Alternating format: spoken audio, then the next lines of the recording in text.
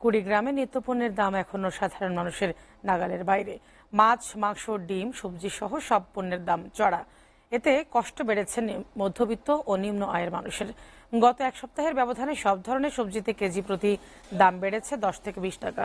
বাজারে আলু 55 থেকে 60 টাকা কেজি চলমান থাকলেও কাঁচা মরিচের কেজি ছুঁয়েছে 400 টাকা। এই অবস্থায় চরম বিপাকে পড়েছেন ক্রেতারা। দ্রুত বাজার তদারকির মাধ্যমে পরিস্থিতি স্বাভাবিক রাখার দাবি জানান ক্রেতারা।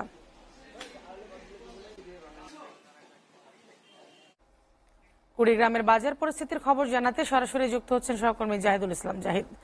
জাহিদ, কুড়িগ্রামে নিত্যপণ্যের বাজার পরিস্থিতি কেমন দেখছেন, আর ঊর্ধ্বমুখী দ্রব্যমূল্যে ক্রেতা বিক্রেতাদের প্রতিক্রিয়া কি, বিস্তারিত জানাবেন। রূপা, আপনি এই মুহূর্তে জানেন যে কয়েকদিন আগেই কুড়িগ্রামে কিন্তু একটু বন্যা হয়ে গেছে। সে কারণে কিন্তু সবজি, সব ধরনের সবজিতে পানি উঠেছিল এবং অনেক সবজি নষ্ট হয়ে যাওয়ায় বাজারে স্থানীয়ভাবে যে সবজি চাষ হয় সে সবজিগুলো কিন্তু বাজারে আসছে না, বাইরে থেকে সবজি আসছে। সেক্ষেত্রে আমি অনেক ব্যবসায়ীর সঙ্গে কথা বলেছি। ব্যবসায়ীরা বলছেন যে যেহেতু স্থানীয় সবজি নাই, সে কারণে বাইরে থেকে আসার কারণেই কিন্তু বাজারে সবজির দামটা একটু বেশি।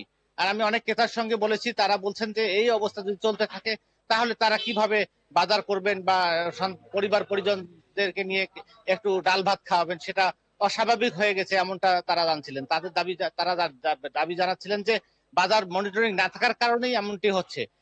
রাতারাতি অর্থাৎ এক সপ্তাহ আগে যে বেগুন 40 টাকা কেজি দরে বিক্রি হয়েছিল, সেই বেগুন আজকে 60, 70, 65 টাকা পর্যন্ত বিক্রি হচ্ছে, এরকম ভাবে বিক্রি হচ্ছে।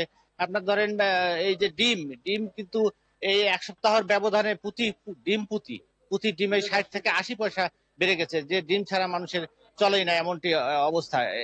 আবার এই যে বরবটি, সাধারণ একটি বরবটি এক সপ্তাহ আগে 30 টাকা কেজি বিক্রি হতো, আজকে কিন্তু সেটি বাজারে 60 টাকা দরে বিক্রি হচ্ছে।